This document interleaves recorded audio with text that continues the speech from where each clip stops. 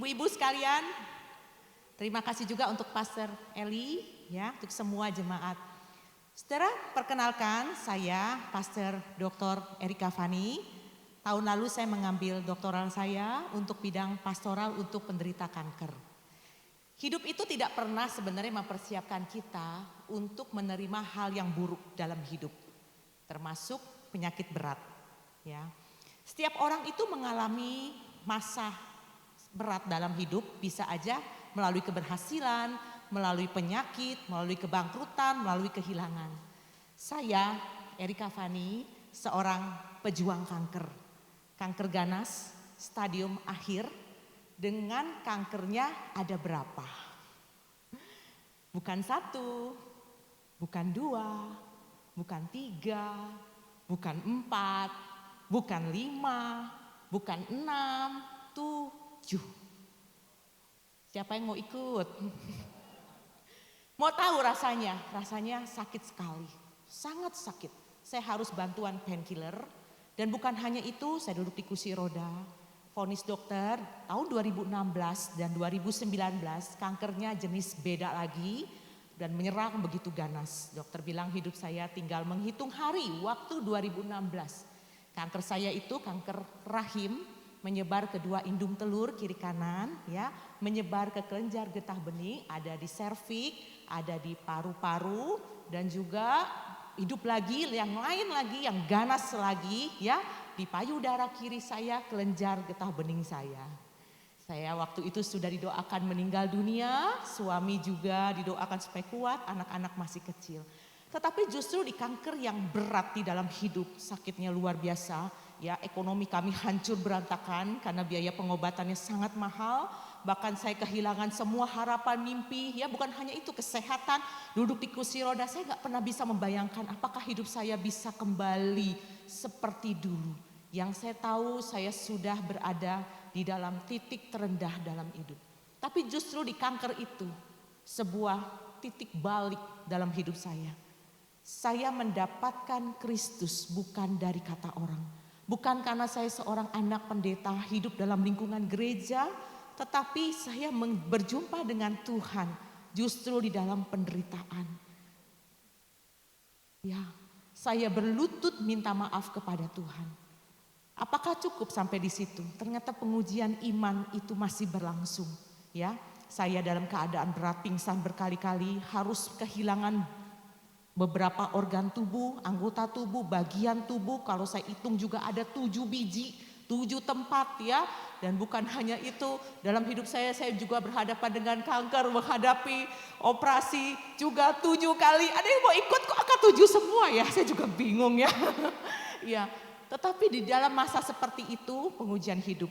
Saya ingat di hari 1 minggu sebelum terjadi sesuatu, saya ke apartemen papa di Jakarta. Saya nangis, ya, di pangkuan papa, ya. Papa saya usap saya, kemudian dia bilang begini.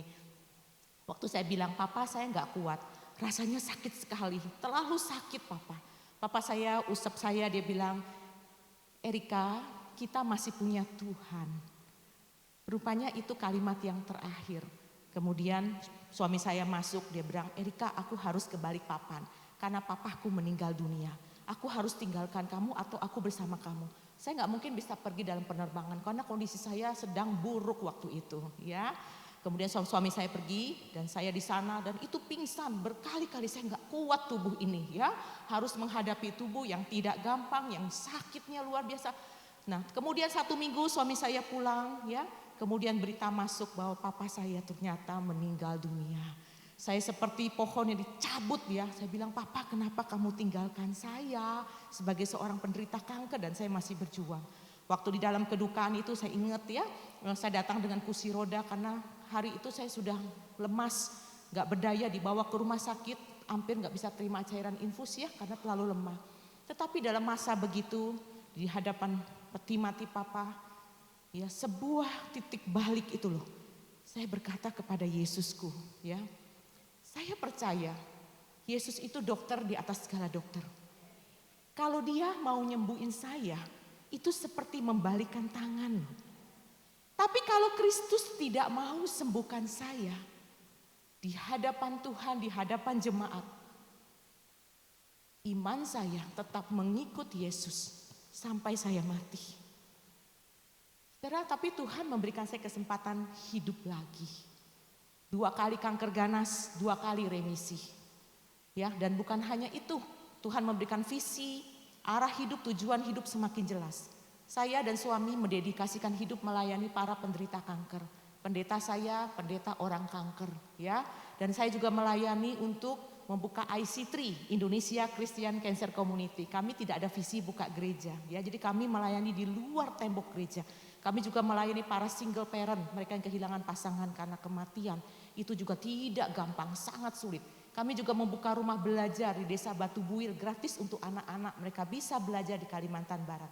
Saudara, beberapa waktu lalu bulan Juli, setahun itu 3-4 kali saya masuk pedalaman melayani, ya. Dulu kanker saya masih hidup, saya bawa melayani. Dia nyerang saya, dia kesakitan, saya bawa melayani Tuhan.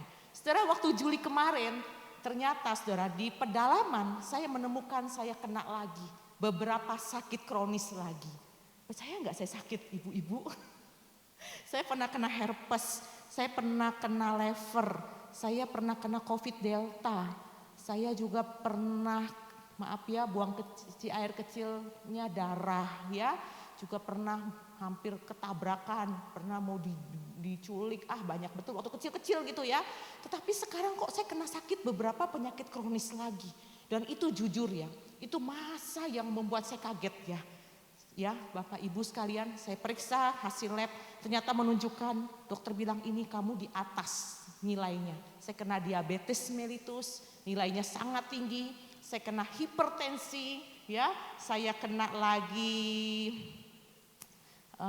osteoporosis, nilainya juga sangat tinggi. Maka dokter bilang jangan jatuh, syaratnya jangan terpleset. Di tulang punggung saya ini, pinggul saya ini rapuh sekali, ya. Dan itu kalau jatuh saya duduk di kursi roda lagi seumur hidup. Dan itu harus minum obat lagi seumur hidup dan kista saya. Saudara, itu masa yang bagi saya harus minum obat. Dan itu adaptasi tubuh itu gak gampang dengan sebuah perubahan baru, ya. Bahkan waktu saya makan apel, saya kepengen makan buah, pengen makan apa, saya gak bisa makan waktu itu. Makan apel, ya apel itu sehat. Tapi untuk saya kondisinya lagi gak baik, opnam 4 malam. Ya, opnam 4 malam hanya makan buah. Gitu. Dan saya 4 malam di rumah sakit, saya bilang suami jangan datang ke rumah sakit. Saya minta waktu 4 malam untuk retreat sama Tuhan di tempat, di kamar penuh sakit ya. Karena tangan kiri saya sudah golden hand, saya tubuh juga udah gak bisa ngangkat berat karena sudah hilang banyak organ tubuh. Saudara, di masa 4 malam itu 2 kotak tisu habis, saya nangis sama Tuhan. Ya, saya nangis betul sama Tuhan. Tuhan, saya mengalami ujian hidup, ini semua hajar kesehatan saya. Ya, saya berpikir mungkin ini sudah akhir hidup saya akan di kamar, saya akan banyak menulis buku dan saya nggak kemana-mana. Ya, Tuhan, saya sangat sedih sekali. Bapak Ibu, kita punya Yesus itu luar biasa loh. Dia nggak menghakimi saya, sungguh. Di hari pertama dia lihat saya nangis, di hari kedua nangis, tapi benar ya, Alkitab, baca Alkitab terus, doa sama Tuhan, ngobrolnya sama Tuhan. Di hari ketiga, di hari keempat, tahu nggak apa yang terjadi?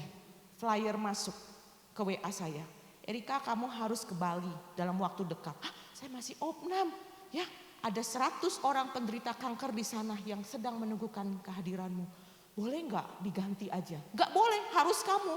Ya Tuhan, saya nangis lagi sama Tuhan. Saya baru ngerti. Ya, saya baru ngerti. Tuhan mengajarkan saya bahwa sakit berat bukan akhir dari hidupmu. Tuhan masih menulis cerita bagi hidupmu. Kamu harus tetap pergi. Kamu harus pergi menjadi berkat bagi orang lain. Karena bukan aku yang memilih Tuhan, tapi Tuhan yang memilih aku. Yang mengutus aku, menetapkan aku harus pergi menjadi berkat bagi orang lain. Bapak Ibu, saya belajar ya, di tengah penderitaan, di tengah masalah yang berat saudara, kita tidak pernah diajarkan untuk melihat itu dan membuat kita menjadi kerdil, tidak berdaya. Di kamar hening kita menyesali hidup. Tapi justru itu sebagai alat peraga untuk bicara tentang Tuhan. Setiap kita punya penderitaan gak sama, tapi itu berat ya, berat. Bapak Ibu punya penderitaan, saya punya penderitaan. Saya gak bisa pakai sepatu Bapak Ibu gak bisa pakai sepatu saya. Tetapi yang kita bisa adalah kita bisa punya Allah yang kuat, yang hidup. Bapak Ibu, saya menulis buku 4 malam opnam di rumah sakit. Saya penulis ya. Di kanker itu saya jadi suka nulis. Ini buku saya yang ke-36 judul ya, 36 judul buku, dan saya menciptakan lagu ya di dalam kanker. Saya juga nggak pernah membayangkan ya, saya bisa punya komunitas IC3 jumlahnya ribuan orang, melayani mereka tiap hari, telepon masuk, tiap hari melayani. Ya kenapa saya harus mengambil S3? Karena ini adalah bidang saya. Kanker adalah bagian hidup saya, dan saya bertemu dengan orang bukan hanya orang biasa, tetapi orang yang punya akademis, orang yang mengerti ya, karena kanker itulah sebuah pelayanan ya. Saya memadukan pelayanan itu counseling, pastoral, empati dan coaching di dalam melayani seorang penderita kanker. Buku ini 60 hari self healing for terminal illness. Ini apapun sangat bagus, khususnya ibu-ibu yang nggak suka baca ya, ini bagus banget ya, dijamin meleleh-leleh ya. Saya mau bacain sebuah puisi yang saya tulis ya, minta diiringin musik ya. Dan kemudian buku ini saya mau kasih kepada seorang ibu yang luar biasa, Pastor Eli ya. Karena saya tahu Pastor Eli juga pasti punya perjuangan gak gampang ya. Saya mau bacain sebuah puisi, saya cuma bawa 10 buku ya. Iya. Puisi ini saya tulis dengan air mata ya, tapi dengan iman kepada Kristus yang tidak pernah padam. Ya, saya tahu seumur hidup saya harus berjuang lagi dengan sakit. Tetapi nilai yang tertinggi dalam hidup bukan doktor, tetapi universitas kehidupan yang sedang saya jalani bersama dengan Tuhan. Penderitaan itu ruang kelas kita, dan pengajar saya Profesor Yesus Kristus ya, yang mengasihi saya. Dan ketika saya lulus, saya mendapatkan ijazah. Saya naik kelas lagi dan saya terus melayani Tuhan sampai Tuhan panggil saya pulang. Saudara, saya ini pengobatan kansernya memang agak ekstrim. Di mana dia tumbuh, di situ organ saya harus saya angkat. Di mana dia tumbuh, di situ bagian tubuh saya potong, saya angkat. Saudara, karena saya melihat di dalam Alkitab, jangan ikutin saya ya. Ini caranya beda-beda. Saya melihat kanker itu seperti apa ya, terlalu cepat. Ya, hidup yang berpacu dengan waktu. Dan saya sendiri sudah kehilangan 7 organ tubuh, bagian tubuh, anggota tubuh. Bapak Ibu lihat saya, ini semua palsu ya. Kosong. Aku masih hidup untuk para pejuang kehidupan. Aku tak lagi seperti dulu. Tubuh ini lambat, langkah kaki pun tak selalu utuh. Tapi jangan salah, aku masih hidup. Aku pernah menangis diam-diam, meratapi beberapa organ tubuh harus kulepaskan. Rasa sakit luar biasa menjadi sahabat yang tak kenal waktu. Kulit yang pucat, pingsan berkali-kali, dan tubuh tak sanggup menari seperti dulu. Tapi Tuhan peluk aku dan berkata, engkau tetap indah karena aku tinggal di situ. Hari-hariku bukan tanpa takut, tapi aku belajar menggandeng takut itu, membawanya duduk di bawah kaki Tuhan, dan berkata, Tuhan, kami akan menunggumu di sini. Sakit ini bukan akhir kisahku. Sekarang aku berhadapan dengan beberapa sakit berat lagi. Tapi ini sebuah perjalanan yang harus kujalani. Proses hidup pada pengenalan yang lebih dalam lagi tentang diriku. Tentang Tuhanku. Tentang cinta yang tidak tergantung pada kondisi badan. Jadi, kalau engkau bertemu aku hari ini, jangan hanya lihat luka. Lihat cahaya kecil di mata ini. Itu tanda bahwa aku memilih percaya Kristus meski gelap belum pergi. Aku masih hidup dan aku akan terus hidup sampai Tuhan berkata, sekarang waktunya pulang Erika. Dan bila waktu itu tiba, aku akan pulang dengan memegang tangan Tuhan. Karena aku pernah bertarung dalam kerasnya hidup. Dan aku tidak akan pernah menyerah. Kepada Pastor Eli, dengan penuh cinta, kiranya buku ini boleh diterima dan menjadi sebuah kekuatan bagi kita.